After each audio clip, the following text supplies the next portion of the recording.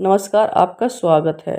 कैसे हैं आप? आई होप आप सब अच्छे होंगे और आपका स्वागत है चमत्कारिक उपाय में। मनुष्य के सपने में मरे हुए लोग दिखाई देने पर मिलते हैं ये 7 संकेत, कभी भी नज़रअंदाज न करें। एक समय की बात है, नारद मुनि कैलाश पर्वत पर भगवान शिव से मिलने के लिए जाते हैं। वहां पर जाकर नारद मुनि भगवान शिव को प्रणाम करते हैं। भगवान शिव नारद मुनि को बड़े ही प्रेम से आदर सत्कार करते हैं। फिर भगवान शिव कहते हैं, नारद मुनि, तुम्हारा कैलाश पर्वत पर आने का क्या प्रयोजन है? अवश्य ही तुम कोई महत्वपूर्ण कार्य से अथवा कोई महत्वपूर्ण समाचार लेकर आए होंगे। तब नारद मुनि कहते हैं, हे देवों के देव महादेव, आप तीनों लोकों में सबसे बड़े हैं। आपसे कोई भी बात छिपी नहीं हुई है। आपको समस्त चराचरों में भूत और भविष्य की का भी ज्ञान है। इसलिए मैं आपके पास एक महत्वपूर्ण प्रश्न लेके आया हूँ। इसलिए आपसे मेरी विनती है, आप मेरे प्रश्न का समाधान करने की कृपा कीजिए। फिर भगवान शिव कहते हैं, मुनिवर, तुम सत्य कहते हो। तुम तीनों लोकों में निवास करने वाले सभी प्राणों के बारे में जानते हो। आखिर तुम्हारा प्रश्न क्या है? तुम मुझसे क्या जानना चाहते हो, जरा बताओ। तब नारद मुनि कहते हैं, हे भोलेनाथ, मैं मृत्युलोक में भ्रमण करने के लिए गया था और वहां भ्रमण करके आ रहा हूँ। वहां पर मैंने भूत, प्रेत और पिशाच आदि प्रकार की कई विचित्र चीजें देखी हैं जो वन में निवास करती हैं। और इसके साथ ही मैंने देखा कि सभी दुष्ट शक्तियां मनुष्य को परेशान करती रहती हैं, उन्हें हमेशा दुख देती हैं। इसका क्या कारण है? और ये सभी बुरी शक्तियां मनुष्य को क्यों परेशान करती रहती हैं? तथा मेरे मन में एक अन्य प्रश्न है उठ रहा है कि मनुष्य कई बार सपने में अपने पूर्वजों को देखता है, तो उसका क्या अर्थ होता है? सपने में मरे हुए लोग दिखाई देने का क्या मतलब है? इससे मनुष्य को कौन से संकेत मिलते हैं? हे भोलेनाथ, मैं समस्त मनुष्य जाति के कल्याण के लिए इन प्रश्नों के उत्तर जानने के लिए आपके पास आया हूँ। नारद मुनि ने प्रश्न सुनकर भगवान शिव से कहते हैं, हे मुनिवर, तुमने समस्त मानव जाति के कल्याण के लिए उचित ही प्रश्न किए हैं। मैं तुम्हें तुम्हारे इन प्रश्नों के उत्तर अवश्य दूंगा, परंतु उससे पहले मैं तुम्हें एक पवित्र कथा सुनाता हूँ। इस कथा में तुम्हें तुम्हारे इन प्रश्नों के उत्तर मिल जाएंगे। तुम इस कथा को बड़े ही ध्यान से सुनना, और जो भी प्राणी इस पवित्र कथा को ध्यान लगाकर सुनेगा, उसके घर में हमेशा खुशहाली बनी रहेगी और उन्नति के नए द्वार खुलते चले जाएंगे। दोस्तों, तब नारद मुनि ने कहा, हे भोलेनाथ, आप मुझे एक पवित्र कथा सुनाइए, मैं उस कथा को बड़े ही ध्यान से सुनूंगा। फिर भगवान नारद मुनि को यह पवित्र कथा सुनाने लगते हैं। एक समय की बात है, मैं मध्य प्रदेश में एक बड़ी ही सुंदर और रमणीय नगरी थी। उस नगरी में एक व्यापारी अपने 4 भाइयों के साथ रहता था। व्यापारी और उसके सभी भाइयों का विवाह हो चुका था और सभी मिलजुल कर आपस में बड़े ही प्रेम से रहते थे। उस व्यापारी के घर में किसी भी चीज़ की कोई कमी नहीं थी, क्योंकि वे सभी आपस में मिलजुल कर व्यापार करते थे। उस नगरी में उस व्यापारी के समान कोई भी धनवान नहीं था। यह सारी संपत्ति उस व्यापारी को उसके पूर्वजों से ही प्राप्त हुई थी। व्यापारी के पूर्वज बहुत बड़े दानी और दयालु थे। वे सभी दान, धर्म, यज्ञ और अनेक प्रकार के धार्मिक कार्य किया करते थे। परंतु वह व्यापारी बहुत बड़ा कंजूस स्वभाव का था। उस व्यापारी के जीवन में उसने न तो कभी दान धर्म किया, न कभी यज्ञ करवाया और न कभी धार्मिक कार्य करवाए। व्यापारी ने उसके जीवन में धन तो बहुत इकट्ठा किया, परंतु उसने उस धन का कभी सदुपयोग नहीं किया। व्यापारी ने अपने द्वार पर आए हुए याचक को भी कभी फूटी कौड़ी तक नहीं दी और न कभी भूखों को भोजन कराया। वहीं व्यापारी के पूर्वज भूखों को भोजन कराया करते थे और निर्वस्त्र को वस्त्र दान करते थे और गरीबों की कई प्रकार की सेवा किया करते थे। और इधर व्यापारी अपने पूर्वजों का कभी भी अनुसरण नहीं करता था और हमेशा ही धन इकट्ठा करने में लगा रहता था। इस तरह से उस व्यापारी के पास बहुत सारी संपत्ति, लेकिन उसके पूर्वज उससे बहुत ज्यादा नाराज थे। व्यापारी के पूर्वजों को अपने लड़के का व्यवहार ठीक नहीं लगा और वे पितृलोक में दुखी रहने लगे। धन कमाने के लालच में व्यापारी इतना अंधा हो गया कि वह अपने पूर्वजों को ही भूल गया और उसने धीरे धीरे अपने पूर्वजों का श्राद्ध तथा तर्पण आदि करना भी बंद कर दिया, जिस कारण उसके पूर्वजों को आत्मा की तृप्ति नहीं होती थी और वे अपने लड़के के इस व्यवहार के कारण अत्यंत दुखी रहने लगे। फिर एक दिन व्यापारी ने पूर्वज पितृलोक में बैठे बैठे आपस में बातचीत करते थे और व्यापारी से मिलने के लिए सोचते थे। फिर सभी पूर्वज इकट्ठे होकर धर्मराज के पास जाते हैं, उनसे हाथ जोड़कर प्रार्थना करते हैं, हे धर्मराज, हमारे पुत्र की बुद्धि भ्रष्ट हो गई है। धीरे धीरे वो धन कमाने की लालसा में हमें भूल चुका है, जिस कारण से हमारी संतुष्टि नहीं हो रही है। कृपया आप हमें हमारे पुत्र से मिलने के लिए जाने दीजिए हम हमारे पुत्र को समझाकर कुछ समय बाद वापस लौट आएंगे और उसे शास्त्र का ज्ञान भी देकर आएंगे। तब धर्मराज ने उन्हें आज्ञा देकर देते हुए कहा, हे दिव्य आत्माओं, तुम्हारे पुत्र से मिलने के लिए तो नहीं जा सकते, परंतु तुम अपने पुत्र के सपने के माध्यम से संकेत जरूर दे सकते हो। धर्मराज की यह बात सुनकर वे सभी पितृगण सहमत हो जाते हैं और एक एक करके अपने सभी पुत्रों के सपने में जाकर उन्हें दर्शन देते हैं।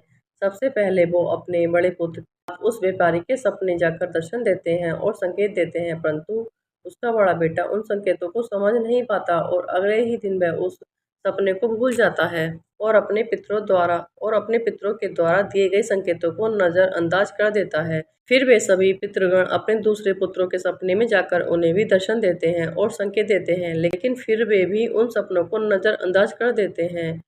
कोई भी अपने पूर्वजों के द्वारा दिए गए संकेतों को नहीं समझ पाते हैं, जिससे वे सभी पितृगण नाराज हो जाते हैं। व्यापारी और उसके सभी भाई धन के लालच में पूरी तरह से अंधे हो चुके थे।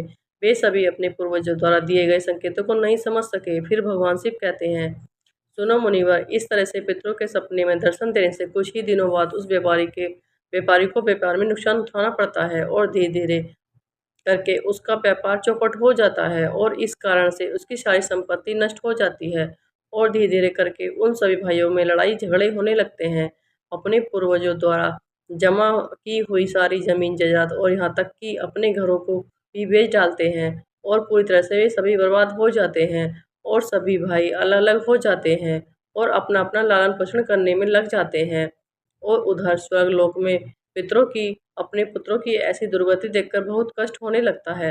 यह दृश्य देखकर वे सभी पितृगण बहुत ही दुखी और उदास हो जाते हैं। फिर से वे सभी धर्मराज के पास जाते हैं और कहने लगते हैं, हे धर्मराज, हमने हमारे पुत्रों की ऐसी दुर्गति नहीं देखी जाती है। हमारे द्वारा किए गए सभी पुण्य कर्मों को हमारे पुत्रों ने नष्ट कर डाला है।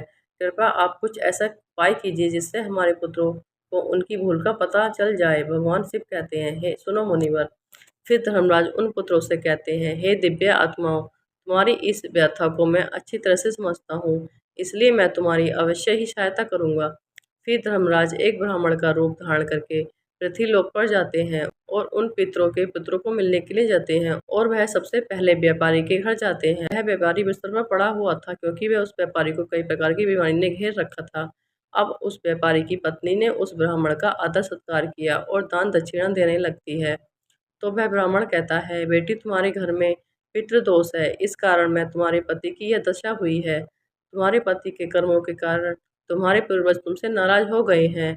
उस ब्राह्मण देवता की बात सुनकर उस व्यापारी ने कहा, हे ब्राह्मण देवता, मैंने ऐसा कौन सा पाप किया है तो मेरे सब कुछ बर्बाद हो गया। हे ब्राह्मण देवता, मैंने ऐसा कौन सा पाप किया है जो मेरा सब कुछ बर्बाद हो गया और मेरे भाई भी मुझे छोड़कर चले गए और मुझे अनेक बीमारी ने भी घेर लिया। तब उस ब्राह्मण देवता ने कहा, तब उस ब्राह्मण देवता ने कहा, पुत्र, तुमने अपने पूर्वजों को नाराज किया है।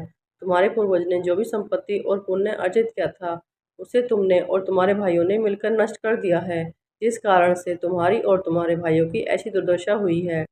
तुम्हारे पूर्वजों ने तुम्हें और तुम्हारे भाइयों के सपने में आकर कई महत्वपूर्ण सपने दिए थे, परंतु तुमने उन संकेतों को नजरअंदाज कर दिया और अपने पूर्वजों को अपमानित किया है। यही कारण है कि तुम्हारा सारा धन और वैभव नष्ट हो चुका है। इस प्रकार उस ब्राह्मण देवता के बताने पर उस व्यापारी को सब कुछ पता चल जाता है और उसे याद आता है कि उसको भी सपने में उसके पूर्वज ने दर्शन दिए थे। वह व्यापारी उस ब्राह्मण से कहता है, हे ब्राह्मण देवता, आप सत्य कह रहे हैं। हमारे पूर्वज ने हमें सपने में दर्शन अवश्य दिए थे, किंतु हम उनके द्वारा दिए गए संकेतों को समझ नहीं पाए। आप कृपया करके मुझे सपने में पूर्वजों को देखने पर क्या संकेत मिलते हैं, इस बारे में बताने का कष्ट करें। भगवान शिव कहते हैं, सुनो मुनिवर। इस प्रकार फिर वो ब्राह्मण देवता कहता है, हे पुत्र, अब तुम ध्यान से सुनो। मैं तुम्हारे सपने में पूर्वज दिखाई देने पर मिलने वाले संकेतों के बारे में बताता हूँ। धर्मराज कहते हैं, पुत्र, यदि पितरों का उद्धार नहीं होता है तो वह प्रेत योनि में ही मृत्युलोक में भटकते रहते हैं और वे भूख प्यास से व्याकुल होकर अपने परिवारजनों को घर में प्रवेश करते हैं। यदि सपने में हाथी, घोड़ा, बैल अथवा मनुष्य का विकृत रूप दिखाई दे तो समझ जाना चाहिए कि पितृगण अपने पुत्रों के व्यवहार से अत्यंत दुखी हैं। जो मनुष्य पशु पक्षियों को अन्न का दान नहीं करता है, उसके पितृ अत्यंत दुखी होते हैं और पशुओं का रूप धारण करके सपने में दर्शन देते हैं। यदि मनुष्य को कोई ऐसा सपना आता है जिसमें कोई पशु अथवा जानवर मनुष्य की वाणी में बोलता हुआ दिखाई देता है, जैसे कुत्ता, बिल्ली, भैंस आदि मनुष्य की तरह बातें करते हुए दिखाई पड़े, तो इसका अर्थ यह है कि मनुष्य के पितृ उससे अत्यंत रुष्ट हैं। ऐसे मनुष्य को भविष्य में भयंकर अपमान का सामना करना पड़ सकता है। ऐसे मनुष्य के जीवन में दुख और क्लेश होता है। भाई बंधु पशुओं की भांति आपस में ही युद्ध करने लगते हैं। धर्मराज कुछ मांगते हुए दिखाई देते हैं और उस सपने को मनुष्य को कभी भी नजरअंदाज नहीं करना चाहिए। इस सपने का अर्थ यह होता है कि उस मनुष्य के पूर्वज असंतुष्ट हैं और उनकी पितृलोक में तृप्ति नहीं हो रही है। जिस मनुष्य को सपने में उनके मृतक पूर्वज कुछ मांगते हुए दिखाई पड़ते हैं, तो उस मनुष्य का सारा अन्न भंडार धीरे धीरे करके समाप्त हो जाता है और वह दैत्य में पड़ जाता है तथा उसकी हालत एक भिखारी के समान हो जाती है। इसलिए उस मनुष्य को चाहिए कि तुरंत ही अन्न का दान करना चाहिए, जिससे उसके मृत पूर्वज संतुष्ट हो सके। यदि सपने में कोई पूर्वज क्रोधित अवस्था में दिखाई देता है, तो उस मनुष्य के पूर्वज उसके कार्यों से संतुष्ट नहीं है और वह मनुष्य जो भी काम धंधा करता है, उसमें उसको नुकसान उठाना पड़ता है दोस्तों, और उसके द्वारा किए गए सभी कार्य व्यर्थ हो जाते हैं तथा उनका कोई फल उसे प्राप्त नहीं हो पाता है। यदि सपने में पूर्वज दिखाई पड़ते हैं और अचानक से अदृश्य हो जाते हैं, तो आने वाले समय में उस मनुष्य का कोई बड़ा संकट आने वाला है दोस्तों। ऐसा समझना चाहिए, यदि सपने में कोई मनुष्य अपने मृत परिजन को रोता हुआ देखता है, तो उसके पूर्वज उसे यह संकेत दे रहे हैं कि उसे भविष्य में नुकसान उठाना पड़ेगा और उसका सारा धन वैभव नष्ट हो जाएगा और उसे भयंकर दैत्य का सामना करना पड़ेगा।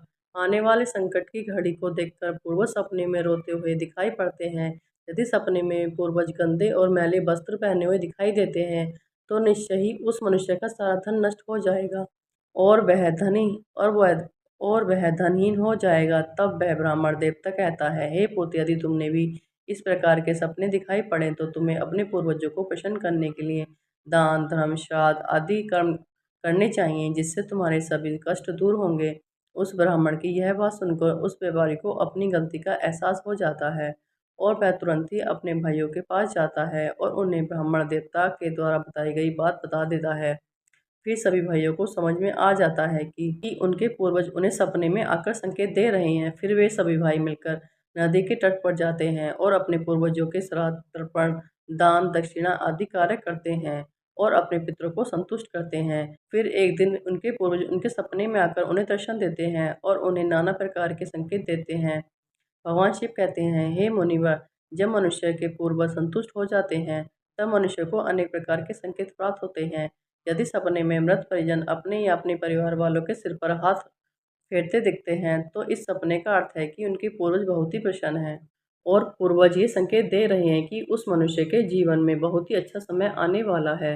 यदि पूर्वज मनुष्य की ओर हाथ बढ़ाते हुए दिखाई देते हैं, तो पूर्वज यह संकेत दे रहे हैं कि मनुष्य को कोई भी काम कर रहा है, उसे उस कार्य में सफलता मिलेगी। यदि सपने में पूर्वज स्वस्थ दिखाई देते हैं और उनके मुख पर तेज दिखाई देता है, तो उनके वस्त्र चमकीले और सफ़ेद रंग में होते हैं तो उन पितरों की मुक्ति मिल चुकी है, ऐसा समझना चाहिए। अगर सपने में पूर्वज दूर आकाश में बादलों में बैठे हुए दिखाई देते हैं, तो यह शुभ संकेत है। मनुष्य के पूर्वज अत्यंत प्रसन्न हैं और उसे आशीर्वाद दे रहे हैं। इस प्रकार से उन सभी भाइयों को पूर्वजों के द्वारा शुभ संकेत प्राप्त होते हैं और उनका खोया हुआ सारा धन संपत्ति उन्हें धीरे धीरे वापस मिल जाता है और सभी भाई मिलजुल कर एक साथ रहने लगते हैं और सुखपूर्वक अपना जीवन व्यतीत करते हैं। भगवान शिव कहते हैं, हे मुनिवर, जिस घर में पूर्वज खुश रहते हैं, उस घर में सुख, शांति और खुशहाली होती है और जिस घर के पूर्वज दुखी होते हैं, तो उस घर के मनुष्य बहुत ही समस्याओं से घिरे रहते हैं। तो आई होप आपको ये वीडियो अच्छी लगी होगी। अगर आपको ये वीडियो अच्छी लगी हो, तो प्लीज़ हमारी वीडियो को लाइक और चैनल को सब्सक्राइब करना ना भूलें। अगर आपको वीडियो से संबंधित कोई भी प्रश्न करना है, तो आप कमेंट बॉक्स में कमेंट कर सकते हैं। राधे राधे दोस्तों।